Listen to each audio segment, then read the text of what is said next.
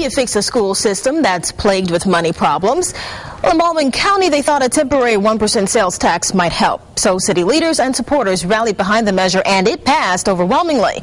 Now, some are saying that won't even give the district half of the Band-Aid it needs to stop the problems and all the bleeding, which is leading us now to an explosive discussion that's taking shape in Fairhope. It's all over a feasibility study to separate the city from the Baldwin County school system.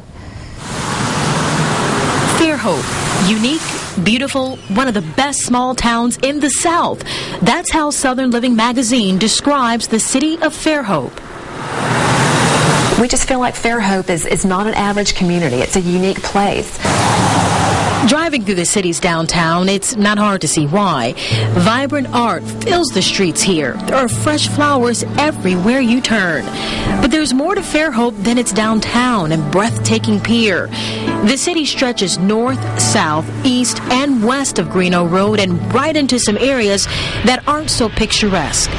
It's the people in this part of town who feel that in the pursuit of a better education, they'd be passed over, like Christie Street. I just know that I do not want my children to be left behind, and there is a huge possibility that that could happen. Look at your chart and tell me what city. The possibility, and again, it's just a possibility, comes from a study into whether it would be financially feasible for the city to break away from county schools. In order for a split to work, Fairhope would have to show it has the capacity and the money to support its own system. When you think of Lou. But there's another issue here, too, and that's what's causing all the controversy. See, the city would have to decide what children would be included in the new system.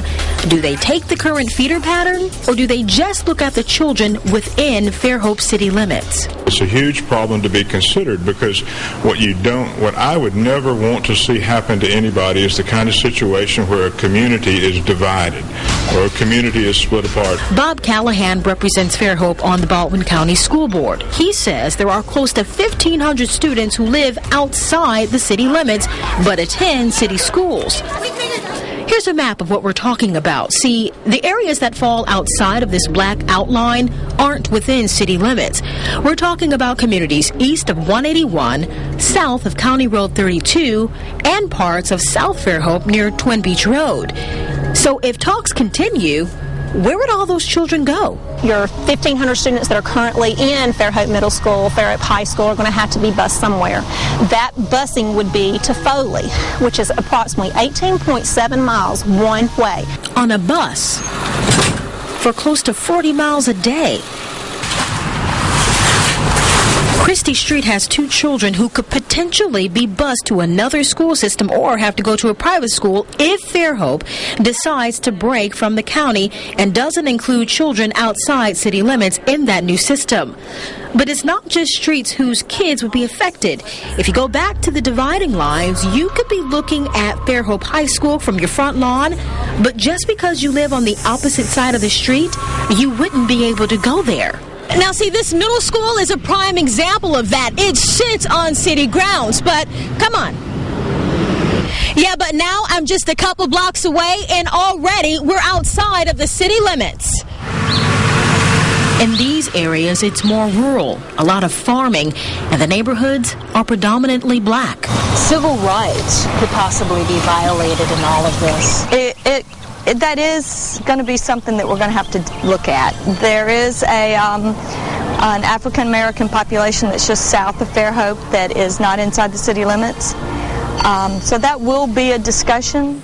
Fairhope City Councilwoman Debbie Quinn cautions nothing's been decided yet, but says in the quest for better education, Fairhope needs to be innovative.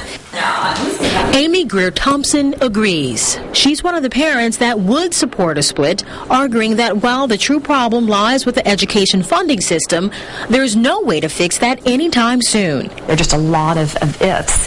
The 1-cent tax is certainly not the solution. It's just the bare step beginning toward a solution.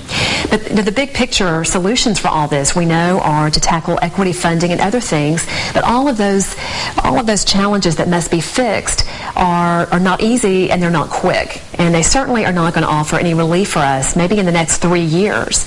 And none of us as parents are willing to jeopardize or to sacrifice another 1, 2, or 3 years of our children's education here for solutions that may or may not happen.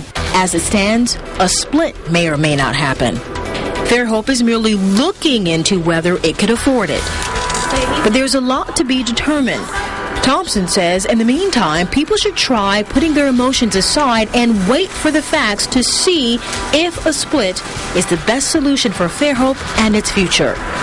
For now, it's just a conversation, but it's really starting to heat up. Fairhope asked for the study back in December. They hired a consultant to look into whether the city could support its own system and to consider the feeder pattern. It was only supposed to take a couple of months for the results to come back, but there's been a delay, and the study won't be back now for another month.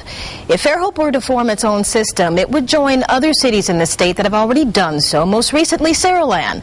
But city leaders tell me that it would be the first city to try forming its own system with students living outside city limits. As you can imagine, this is a real hot-button issue here because both sides really want what's best for their children.